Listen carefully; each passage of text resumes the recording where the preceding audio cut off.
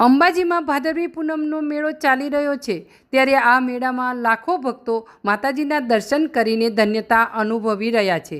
ત્યારે આ વચ્ચે ભાદરવી મેળામાં ભક્ત બનીને આવેલા યુવક પાસેથી ડુપ્લિકેટ નોટો પકડાઈ છે। શખ્સ નકલી નોટો વટાવવા આવ્યો હતો, તે વટાવે તે પહેલાં એલસીબીએ દબોચ્યો હતો। યુવાન પાસેથી 500ની 240 ડુપ્લિકેટ નોટો ઝડપાઈ। યુવાન પાસેથી 500ની 240 ડુપ્લિકેટ નોટો ઝડપાઈ હતી।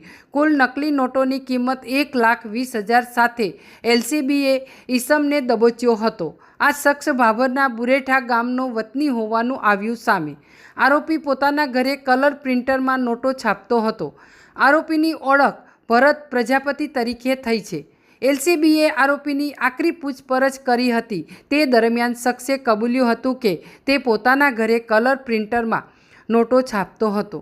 Bureau report, street news, Banaskantha, Ambaji.